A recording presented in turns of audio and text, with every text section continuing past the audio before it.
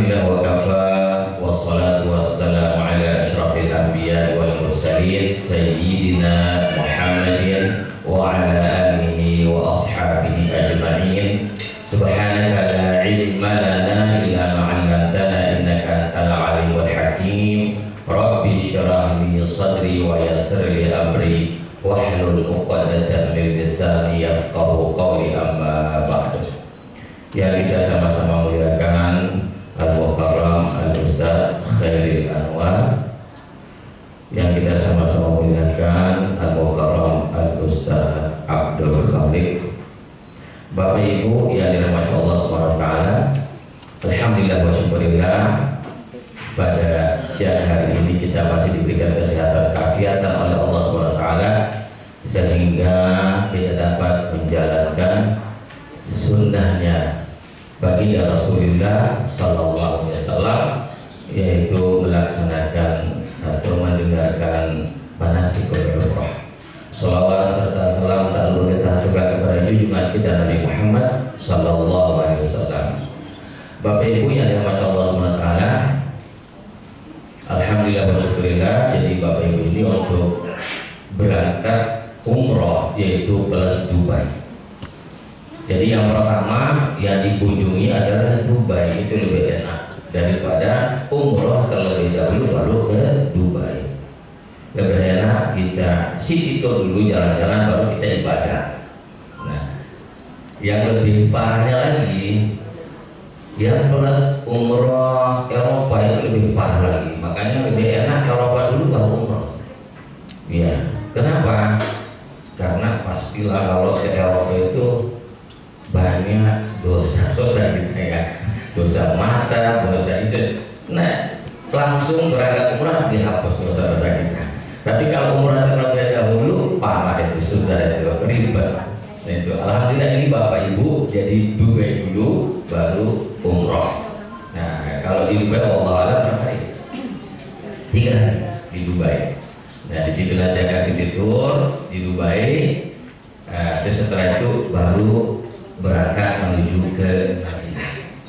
Nah, jadi Bapak Ibu, apa saja yang disunahkan sebelum kita berangkat melaksanakan ibadah umrah? Ada yang disebut di dalam kitab Adabul Musafiri lil Haji wal Umrah. Adabnya, etikanya orang musafir karena melaksanakan ibadah haji maupun ibadah umrah. Ya, jadi persiapan-persiapannya, yang pertama adalah an-niyat, berniat.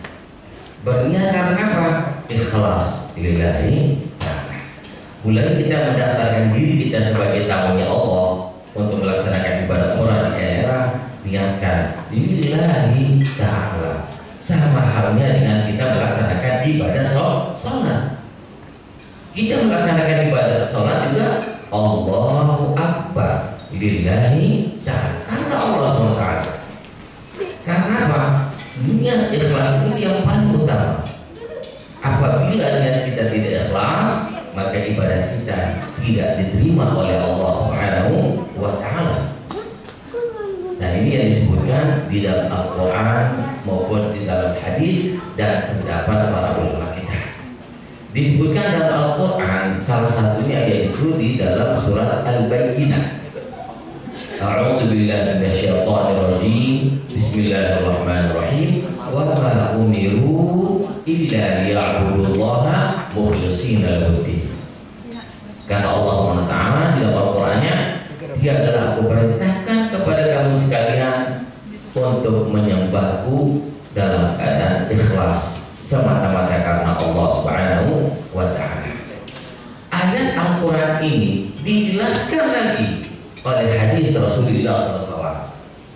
Apa kata hadis Rasulullah SAW? Innamal a'malu binniyat. Segala perbuatan itu disertai oleh niat. Kalau niat kita baik, insya Allah kita akan mendapatkan yang baik. Tapi kalau niat kita tidak baik, maka tidak diterima ibadah kita. Sebagaimana dijelaskan oleh para ulama kita dalam Al-Qur'annya, la yaqbalul amala illa bil ikhlas. Tidaklah diterima amal ibadah kita kecuali dengan ikhlas, semata-mata karena Allah SWT. Makanya kalau orang yang ingin mendapatkan ibadah umroh yang mabrur, ingin kita umroh kita yang mabrur, kuncinya adalah ikhlas, semata-mata karena Allah Subhanahu wa Ta'ala. Ikhlasnya bagaimana? Menjalankan perintah Allah. Karena Bapak Ibu, umrah itu hukumnya wajib, bukan sunnah. Hukumnya wajib. Dari mana kita mengambil dalil tentang hukumnya wajib umrah itu? Disebutkan di dalam Al-Quran Al-Karim menggunakan kalimat yaitu perintah. Ya, yang disebut dalam bahasa ilmu nahwu itu fi'il amr. Kalau kata-kata perintah yang diperintahkan oleh Allah SWT, maka itu hukumnya wajib. Ayatnya itu wa atimmu al-hajja wal umrah. Sempurnakanlah oleh kalian untuk melaksanakan ibadah haji dan umrah. Karena ini tidak bisa dipisahkan antara haji dengan umrah. Haji hukumnya wajib bagi orang yang mampu. Umrah juga hukumnya adalah wajib bagi orang yang mampu. Tapi karena sekarang susahnya orang melaksanakan ibadah haji. Ketika orang ingin melaksanakan ibadah haji yang memakai haji reguler, itu nunggunya sampai 30 tahun, 35 tahun. Kalau di daerah saya di Lombok sampai 35 tahun nunggunya. Kalau Bapak Ibu datanya umur 50 tahun, berangkatnya 80 tahun. 80 tahun, apakah kita termasuk kategori mampu? Tidak mampu. Karena di dalam Al-Quran menyebutkan manis tato'a ilaihi sabila. Bagi orang yang mampu uang, tapi kondisinya tidak mampu, kesehatannya tidak mampu, berarti tidak diwajibkan oleh Allah SWT. Karena itulah pentingnya Bapak Ibu, kalau kita tidak mampu untuk melaksanakan ibadah haji plus, ya nunggunya sampai 3 tahun 4 tahun. Ya kalau tidak daftar haji reguler, nunggunya sampai 35 tahun, lebih baik kita umroh. Dan ini wajib, diwajibkan oleh Allah SWT. Nah kalau umrah yang kedua, baru hukumnya sunnah. Yang pertama hukumnya wajib, sama halnya dengan kita melaksanakan ibadah haji. Haji yang pertama wajib, haji yang kedua itu hukumnya sunnah. Nah, alhamdulillah Bapak Ibu, jadi orang sekarang berbondong-bondong untuk melaksanakan ibadah umrah. Karena ibadah umrah itu tidak dibatasi oleh usia. Kalau ibadah haji dibatasi. Yang umur 75 tahun ke atas nggak boleh untuk melaksanakan ibadah haji, karena menyusahkan orang. Kalau umur 75 tahun. Nah kalau umrah enggak. Kenapa? Karena lebih ringan pelaksanaan ibadah umrah daripada ibadah haji. Kalau ibadah haji Bapak Ibu berat. Kita berangkat menuju ke Arafah dari tanggal 8 sampai dengan tanggal 13, berapa hari? Kalau umrah enggak, kita berangkat pagi, malam selesai pelaksanaan ibadah umrah kita. Nah, agak cepat waktunya, tidak seperti pelaksanaan ibadah haji. Jadi inilah kuncinya Bapak Ibu, an-niyatu, ikhlas karena Allah Subhanahu wa Ta'ala. Hadis ini diriwayatkan oleh Imam Bukhari dan Imam Muslim. Innamal a'malu binniyat. Segala perbuatan itu disertai oleh niat kita. Oleh karena itu Bapak Ibu, masih ada kesempatan kita untuk berniat lillahi ta'ala, semata-mata karena Allah SWT. Yang kedua Bapak Ibu, istarda bil walidain, meminta maaf kepada kedua orang tua. Jadi, kalau ada yang belum minta maaf kepada orang tua, sekarang mudah kita meminta maaf kepada kedua orang tua kita. Kalau orang tua kita misalnya di luar daerah, tinggal kita video call, minta maaf, istarda bil walidain, minta maaf kepada kedua orang tua kita. Karena apa? Karena pernah terjadi waktu itu seorang sahabat melaksanakan ibadah haji. Ketika ia berniat melaksanakan ibadah haji, dia lapaskan niatnya bersama para sahabat yang lain. Setelah melapaskan niat, hukumnya kita membaca talbiyah adalah disunahkan. Semuanya membaca talbiyah para sahabat, kecuali hanya satu orang sahabat yang tidak bisa melafazkan kalimatul thayyibah. Kalimat talbiyah, labbaik Allahumma labbaik, labbaik la syarika laka labbaik, innal hamda wan ni'mata laka wal mulk la syarika. Semuanya para sahabat melafazkan kalimat itu. Cuma hanya seorang sahabat yang tidak bisa melafazkan kalimatul thayyibah. Disebabkan karena apa, Bapak Ibu? Sahabat ini bingung. Ini kok kenapa ini nggak bisa melafazkan? Padahal sahabat ini kepingin sekali untuk melafazkan, tapi nggak bisa keluar suaranya. Lalu seorang sahabat itu memanggil Rasulullah SAW. Setelah datang Rasulullah SAW melihat seorang sahabat yang tidak bisa melafazkan kalimatul thayyibah, apa pertanyaan Rasulullah kepada seorang sahabat? Apakah masih hidup kedua orang tuanya? Yang pertama ditanya oleh Rasulullah SAW. Apa jawab sahabat? Masih ya Rasulullah, ibunya masih hidup. Panggilkan saya ibunya, suruh datang. Lalu dipanggil ibunya. Lalu ditanya sama Rasulullah SAW, apa kesalahan anakmu ini? Apa jawaban ibunya? Kesalahan para sahabat itu ringan, Bapak Ibu, dibandingkan dengan kesalahan anak sekarang. Kalau akhir zaman ini bahkan ada yang mau memukul orang tuanya, bahkan ada yang mau bunuh orang tua. Na'udzubillahi dzalik. Kalau kita bandingkan dengan sahabat, mungkin kesalahan sahabat itu pada waktu itu ketika dia dipanggil sama ibunya, dia tidak tahu untuk bilang na'am. Mungkin karena enggak dengar. Itu kesalahannya. Bukan karena dia murka kepada kedua orang tua. Nah, jadi orang tuanya merasa sakit hatinya. Nah, jadi ketika ia tidak pamitan minta ridhonya kedua orang tuanya melaksanakan ibadah haji, pas waktu baca talbiyah dia tidak bisa melafazkan kalimat itu. Lalu Rasulullah SAW memerintahkan kepada ibunya, maafkan anak ini. Apa kata ibunya? Ya Rasulullah, saya maafkan. Dan engkau memerintahkan kepadaku, saya maafkan. Begitu dia mengeluarkan kata-kata saya maafkan, langsung seorang sahabat itu bisa membaca kalimat thayyibah. Labbaik Allahumma labbaik, baca doa Rabbana atina Allahumma inni as'aluka ridhaka wal jannah, semua dibaca. Makanya oleh karena itulah Rasulullah SAW mengajarkan kepada kita, ketika kita melaksanakan ibadah haji dan ibadah umrah, diharuskan, diwajibkan istardha lil walidaini, meminta ridha kepada kedua orang tua. Dan hukumnya wajib hukumnya untuk meminta ridha kepada kedua orang tua. Kalau anaknya yang berangkat, orang tuanya yang berangkat, minta ridha kepada kedua orang tua. Nah, ini yang kita khawatirkan, Bapak Ibu. Karena itulah dianjurkan oleh Rasulullah SAW sebelum kita berangkat istardha lil walidaini, meminta maaf kepada kedua orang tua. Karena ayat yang disebutkan Al-Quran itu banyak sekali ayat-ayat menyebutkan untuk kita wajib berbakti kepada kedua orang tua kita. Mohon maaf Bapak Ibu, kita menjadi seperti ini.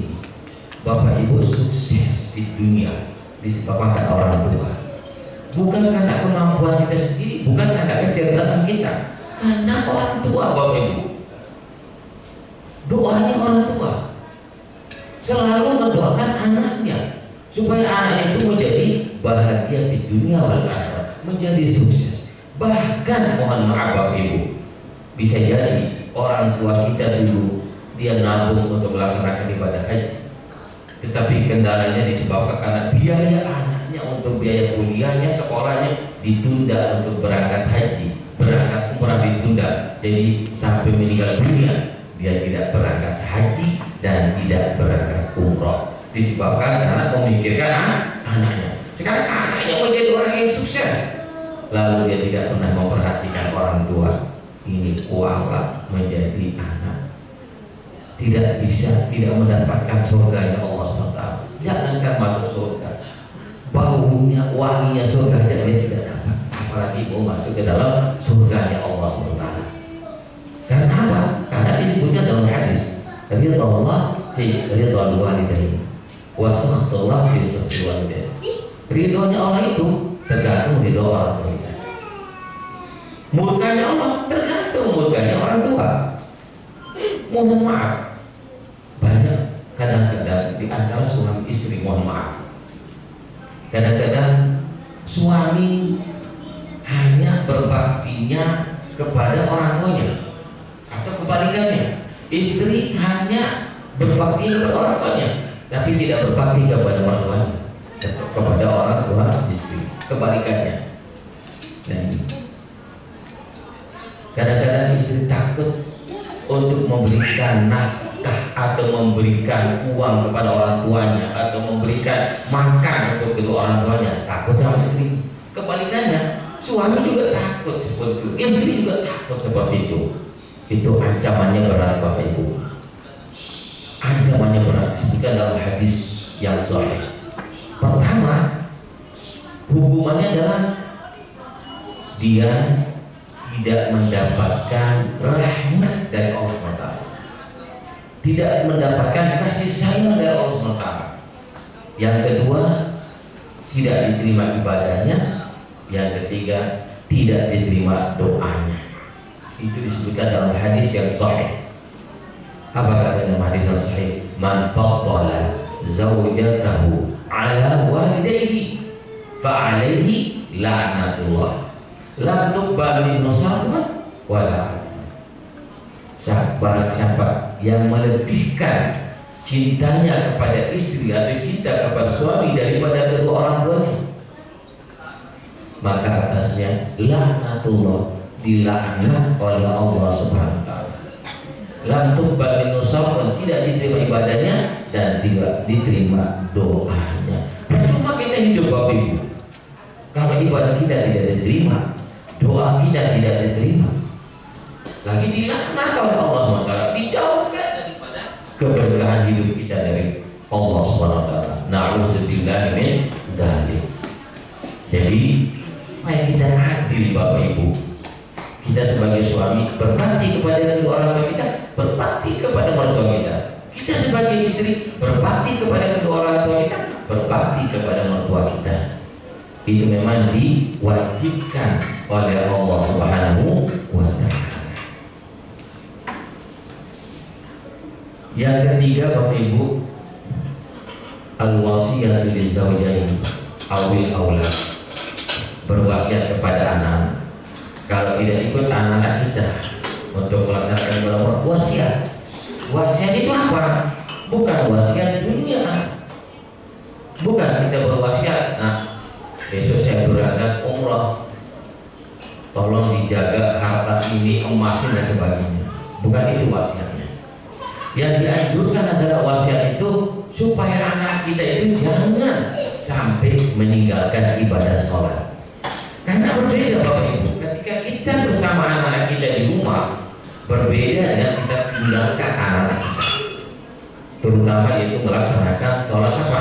Sholat subuh. Kalau kita masih di rumah, mudah kita Bapak Ibu, kita bangunkan anak kita, kita siram dia supaya dia tetap melaksanakan sholat.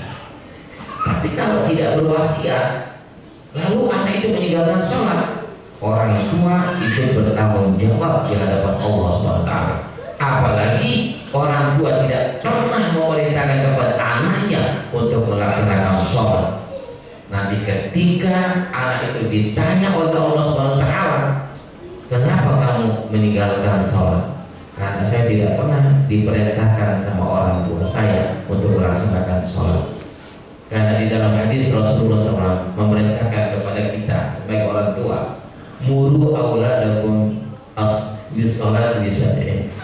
Perintahkanlah kepada anak-anakmu untuk melaksanakan sholat ketika umur 7 tahun. Diperintahkan. Dan ketika umur 10 tahun, wadribuhum, kata Rasulullah SAW. Ketika umur 10 tahun anak-anak kita tidak mau melaksanakan sholat, ketika kita perintahkan, disuruh kita pukul anak kita. Tapi kalau sekarang bahaya mau mukul anak bisa menuntut orang tua. Susah Bapak Ibu kalau sekarang. Nah itu. Makanya kita sebagai guru mengajar di pesantren nggak berani sekarang kita mukul anak-anak kita, murid-murid kita, karena dipukul sedikit udah laku sama orang tua, bawa polisi, ditangkap ustadznya. Saya beberapa kali menghadapi seperti itu Bapak Ibu, karena kebetulan saya melanjutkan pesantren orang tua di Lombok. Jadi santri sebanyak 5.000. Itu sadar 5.000 yang kita urus Bapak Ibu. Anak kita aja hanya 4-5, susah kita urusnya. Ini 5.000. Lalu ada sebagian ustaz karena emosi mukul ada bekas sedikit, lapor ke polisi. Udah, lalu ustaznya ditangkap, dipenjarakan.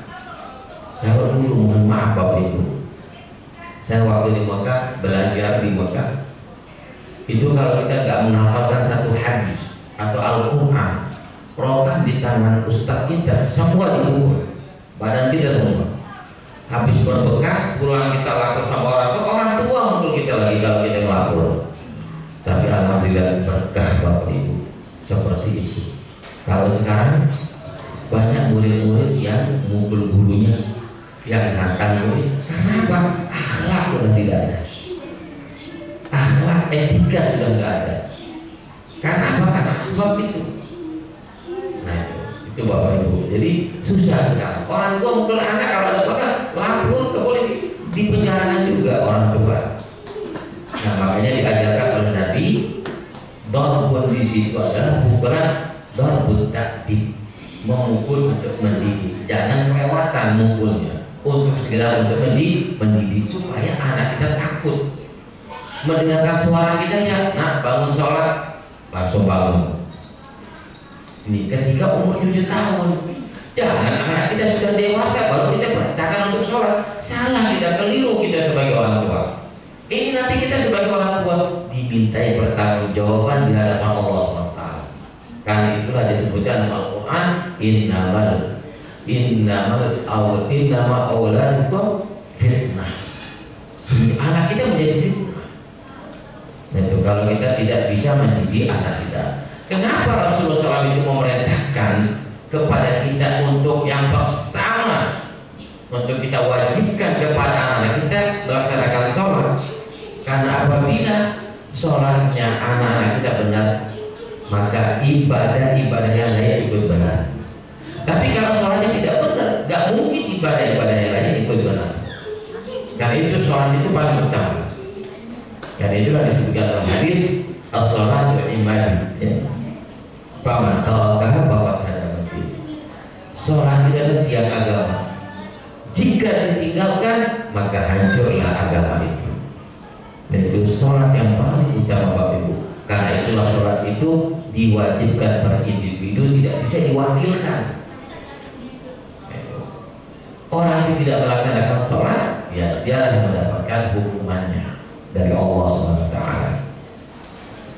Yang keempat adalah ta'limul manasik lil hajj wal umrah. Itu kita mempelajari manasik. Kalau ibadah umrah manasiknya sehari. Tapi kalau ibadah haji manasiknya 2 minggu ya. Udah ya. Ya sekitar 2 mingguan manasik. Nah itu 2 minggu manasik kalau haji diajari semua. Bahkan nanti insya Allah kita tambah mungkin nanti manasik ini kita akan tambah khusus, kita akan mengajari jamaah itu untuk fikihnya. Untuk fikihnya kita ajarin khusus untuk manasik haji. Tapi kalau umrah nggak bisa Bapak Ibu, karena waktunya dia cukup sehari. Nanti insya Allah di Madinah juga akan diulangi lagi untuk manasiknya. Yang penting Bapak Ibu jangan malu bertanya, harus banyak bertanya kepada ustaznya. Nanti insya Allah yang akan membimbing Bapak Ibu ustaznya itu, yang akan membimbing Bapak Ibu. Nanti bertanya sama beliau tentang hukum, tentang perjalanan umroh, tentang melaksanakan ibadah umroh. Nah, di dalam hadis menyebutkan khudhu anni manasikakum, pelajarilah oleh kamu sekalian itu manasik umroh. Pelajarilah oleh kamu sekalian manasik haji. Karena ini sangat penting kita mau pelajarinya. Jangan hanya kita ikut-ikutan Bapak Ibu. Ustaznya bilang Bismillah, kita ikut-ikutan Bismillah. nggak ada satupun kita hafal. Walaupun bisa pusatnya dulu, kalau misalnya nggak kedengeran karena pakai handset atau suara nggak kedengeran suara pusatnya, baca subhanallah walhamdulillah wala ilaha illallah wallahu akbar. Kalau nggak hafal itu susah, apa yang mau dibaca? Bahkan ada, karena dulu kita pakai handset, kalau sekarang nggak boleh. Itu ada jamaah saya waktu itu, jamaah umat. Ketika saya baca doa Rabbana tidak ikuti bacaan sama jamaah. Ketika saya diinjak kaki saya sama ada jamaah, orang hitam yang injak kaki saya, nggak tahu sengaja atau gimana, nggak tahu, mungkin nggak mungkin sengaja. Terus saya bilang aduh, dia bilang aduh, dia bilang jamaah. Dikira itu adalah doa. Nah, jangan sampai seperti itu. Nah, makanya ulama menyebutkan, menjelaskan dalam kitabnya. Apa kata ulama? Wa man lam ya'mal bighairi ilmin ya'malu a'maluhu mardudatun kebal. Barang siapa yang beramal, barang siapa yang beribadah dengan tanpa ilmu, kata ulama, a'maluhu mardudatun kebal. Ibadahnya, amalnya ditolak, tidak diterima oleh Allah SWT. Contohnya Bapak Ibu, sekarang kita berwudu, kita tidak pernah mempelajari hal-hal yang membatalkan wudu. Ya asal-asalnya tidak kita wudu, kan itu kita lanjut sholat, berarti tidak mungkin ibadah diterima. Atau bersentuhan dengan kulit laki-laki dengan kulit perempuan, tidak pernah kita pelajari. Padahal itu batal wudunya. Memang sebagian ulama tidak batal. Nah, ini kalau kita tidak mempelajari ilmu fikih namanya, maka ibadah kita tidak diterima oleh Allah SWT. Oleh karena itulah pentingnya kita mempelajari manasik umrah ini, Bapak Ibu. Sunnahnya umrah itu sebelum melaksanakan ibadah umrah disunahkan untuk mandi ihram. Di mana Bapak Ibu mandi ihram? Di Madinah. Sebelum berangkat menuju ke Bir Ali atau Abar Ali, mandi ihram dulu. Imam malamnya mandinya atau pagi-pagi mandi. Karena Bapak Ibu keluar dari hotel itu siang, pagi mandi atau malamnya berniat untuk melaksanakan mandi sunat ihram. Karena Allah SWT pakai sabun, pakai sampo semua tidak dilarang. Karena kita belum berniat. Yang ketiga, sunnah sebelum umrah itu adalah melaksanakan sholat sunat ihram 2 rakaat. Di mana nanti Bapak Ibu melaksanakan sholat sunat ihram? Yaitu di kamar atau di Masjid Nabawi. Kalau kita cek awal Habis Zuhur, Bapak Ibu boleh melaksanakan sholat sunat ihram itu di Masjid Nabawi. Tetapi sebelum melaksanakan sholat zuhur, karena Bapak Ibu nanti melaksanakan sholat jamak. Zuhur dijamak dengan asar. Berjamaah bersama imam di Masjid Nabawi, niatnya jamak dengan asar. Setelah salam bersama imam, Bapak Ibu berdiri untuk melaksanakan sholat asar. Jangan diselingi dengan sholat sunnah apapun. Itu syaratnya untuk melaksanakan sholat jamak. Kenapa menjamak sholat di Masjid Nabawi? Kenapa tidak sholat nanti di Bir Ali, sholat asar? Pertama, kalau kita melihat dari segi hukum, lebih afdal kita melaksanakan di Masjid Nabawi. Karena di Masjid Nabawi itu Bapak Ibu mendapatkan 1000 pahala. Satu salat berjamaah 1000. Kalau di Masjidil Haram berapa? 100.000. Kalau di Masjid Bir Ali sama dengan di Indonesia, mendapatkan 26. Ada mengatakan 25, ada mengatakan 27. Sama pahalanya. Karena itulah kita mengambil sholatnya itu di Masjid Nabawi. Ini sholat sunnah dan sholat zuhur, asar dengan zuhur. Ini adalah sunnah ihram. Yang berikutnya sunnahnya memakai wangi-wangian sebelum berniat.